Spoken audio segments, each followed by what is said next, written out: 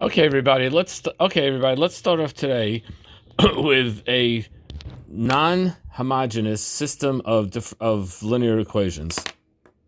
And I want to make an important note. We said that solutions of homogeneous systems of equations form a vector space.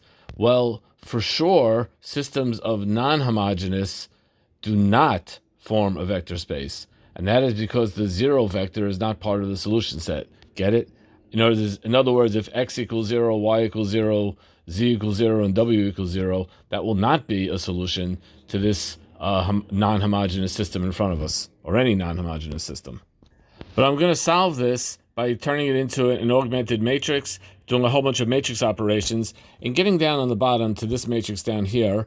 And I'm going to let z be the s parameter, and I'm going to let w be the t parameter.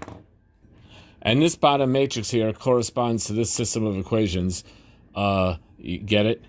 Now, if z is s and w is t, and I now solve for x and y in terms of s and t, and put it all into a big whatever, here's what it's going to look like.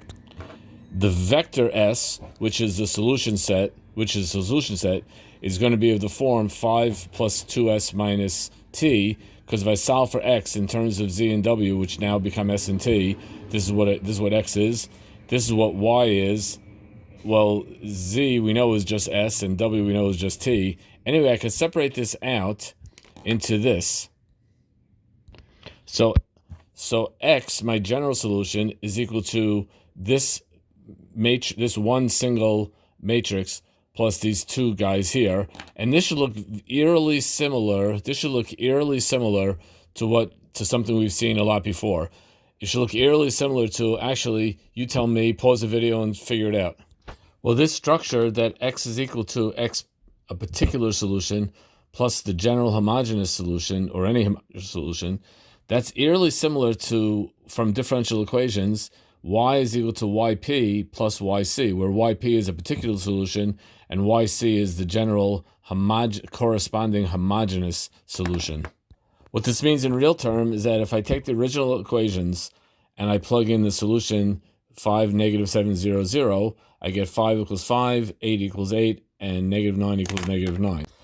But it also means that if I let, for example, s equal 1 and t equal 1, then x, y, z, w becomes 5 plus 2 minus 1, negative 7 minus 1 plus 3, comma 1, comma 1, and that which corresponds to 6, comma negative 5, comma 1, comma 1. And if I take this solution and put it into our original set of equations, then I get 6 minus 2 plus 1 equals 5, 18 minus 5 equals 8, 6 minus 8 minus 5 equals negative 9. Check, check, check, and this will work for any s and any t, so we get a whole...